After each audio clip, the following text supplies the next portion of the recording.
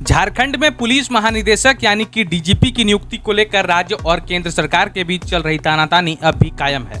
30 अप्रैल 2025 को डीजीपी अनुराग गुप्ता 60 वर्ष के हो गए हैं, लेकिन राज्य सरकार ने उनके रिटायरमेंट को लेकर अब तक कोई आधिकारिक घोषणा नहीं की है। ऐसे में वे फिलहाल डीजीपी के पद पर बने हुए हैं। इसी बीच केंद्र सरकार ने राज्य सरकार को पत्र भेजकर नियुक्ति प्रक्रिया और अनुराग गुप्ता के डीजीपी पद पर बने रहने को लेकर सवाल उठाए थे। जवाब में राज्य सरकार ने केंद्र सरकार को देर शाम पत्र भेजा है, जिसमें केंद्र के निर्देश पर विचार करने की बात कही गई है। सूत्रों के अनुसार मुख्यमंत्री हेमंत सोरेन के विदेश दौरे से लौटने के बाद अधिकारियों के साथ देर शाम बैठक हुई, जिसमें कानूनी सलाह ली गई। इसके बाद ही केंद्र सरकार को जवाब भेजा गया है। राज्य सरकार ने अपने पत्र में यह तर्क दिया है कि अनुराग गुप्ता की नियुक्ति पूरी तरह नियम संगत है। सरकार ने कहा है कि सुप्रीम कोर्ट के दिशा निर्देश के मुताबिक डीजीपी का कार्यकाल न्यूनतम 2 साल का होता है, इसलिए अनुराग गुप्ता को हटाना उचित नहीं होगा। राज्य सरकार का मानना है कि केंद्र को यह नियुक्ति स्वीकार करनी चाहिए, क्योंकि यह प्रक्रिया नई नियमावली के तहत हुई है।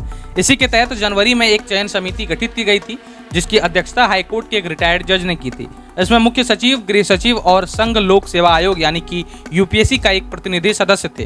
हालांकि बैठक में यूपीएससी का कोई प्रतिनिधि शामिल नहीं हुआ, फिर भी समिति ने अनुशंसा कर दी और उसी आधार पर अनुराग गुप्ता को स्थायी डीजीपी नियुक्त किया गया।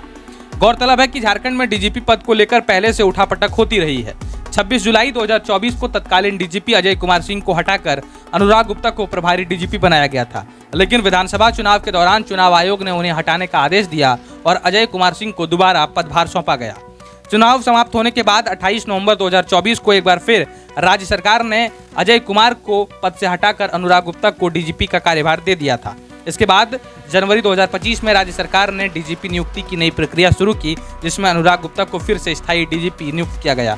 राज्य सरकार की मंशा स्पष्ट है, वह अनुराग गुप्ता को डीजीपी बनाए रखना चाहती है।